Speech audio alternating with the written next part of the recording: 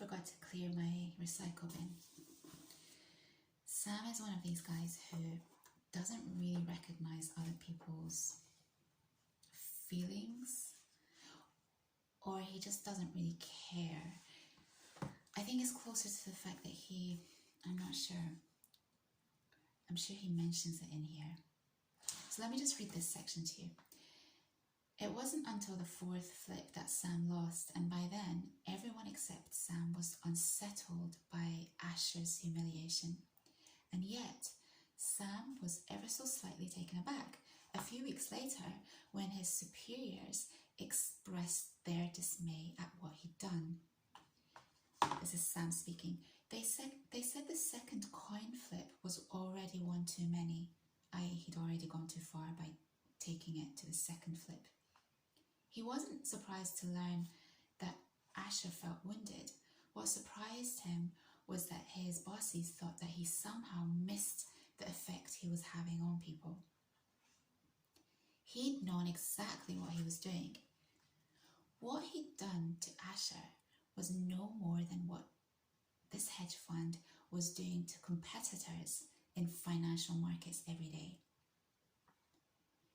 Sam speaking. It was not like I was unaware I was being a piece of to Asher, he said. The relevant thing was, should I decide to prioritize making the people around me feel better or proving my point? Sam thought his bosses had misread his social problems. They thought he needed to learn how to read other people. Sam believed the opposite was true. I read people very well, he said. They just didn't read me. So I think this is, why do I like this section so much? Would I have done something like that to Asher? No. Do I kind of admire Sam doing something like that to Asher? Maybe admire is the wrong word, but there's a feeling of, I understand what you're doing and why you're doing it. And the hilarity of this, to me, is that hedge funds are literally high-level gambling outfits, intellectual level gambling outfits. So the irony that they're offended by what he's doing to someone else when they do exactly that to other people is a fair point, but I suppose what they think, the way they see it is that our crew is our crew, we protect our crew and screw everyone else. Sam doesn't think like that. If you're not the right kind of person, regardless of whether you're part of the crew or not, he considers you to be rogue. And I kind of admire that. I suppose he treats everyone the same way.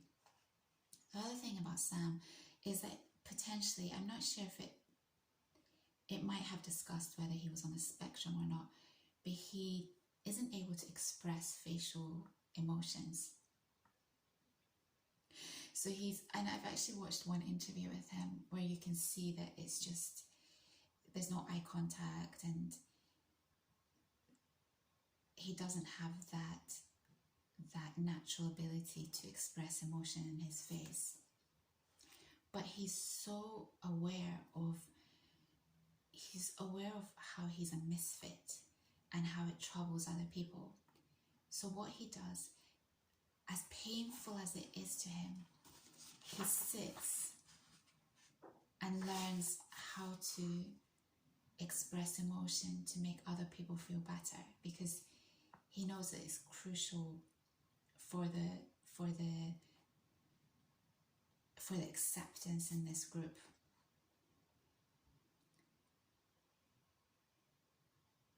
He'd long since realized that his inability to convey emotion created a distance between himself and others.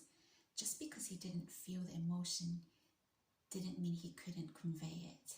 So it seems like he doesn't feel the emotions that normal people feel, but he wants to understand how to convey it to make other people feel better. So he'd started with his facial expressions. He practiced forcing his mouth and eyes to move in ways they didn't naturally. And he says, it's not totally trivial to fake things. I agree, Sam, I agree. It's not totally trivial to fake things, he said. It was physically painful. It felt unnatural. And I wasn't good at it. It didn't look right. And in the beginning, he was unsure whether it was improving the status quo, but eventually,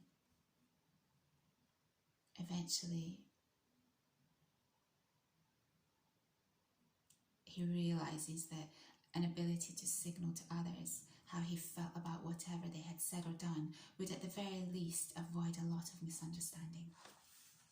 Why am I reading this out to you? I'm reading this out to you because this guy has the ability to understand where his weaknesses are, and as painful as it is for him, he makes sure to go in and change those things. That's impressive to me. So I wanted to talk about this because things might be difficult for us. Things might be hard, but we just have to push through, and yeah, we just have to push through. It became easier, he says. It made, like my muscles started to loosen up, and it made people like me more. It made me be able to fit in better. Brilliant. So, I'm sorry, I've forgotten your name. You left a comment and I didn't reply to it. That's why I mentioned if you're leaving comments and I don't reply, please don't be offended by it. But you said something interesting. You said, you know, because I'd said in the video, don't sweat it if you just get through your 20s without dating. Don't sweat it. You're going to be great in your 30s. And you said that, well, some people aren't going to be. And my answer to that is perhaps, but I really believe that, I think what I was trying to say is that in your 20s, if you haven't had that natural ability with women, or women don't gravitate towards you, then what you're focused on in that case is developing yourself. Doesn't mean that you can sit on your laurels and then suddenly in your 30s things will just miraculously happen.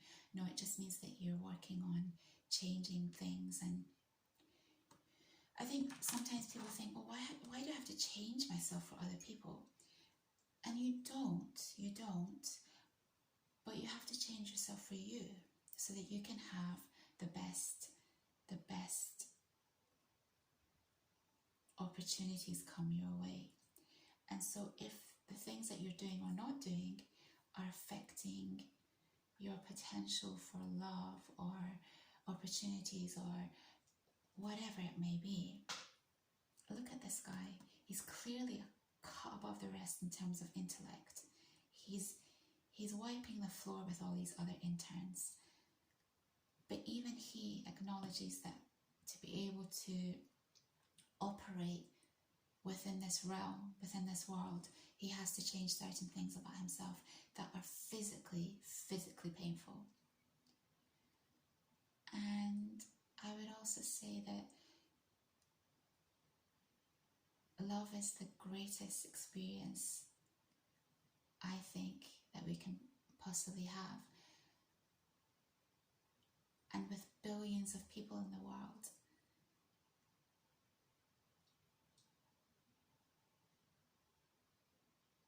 it's not impossible. You just kind of have to put yourself in situations where you're going to meet people. That's what I want to say about that. Okay, I should go because I need to start my day. So, yeah, I need to start my day.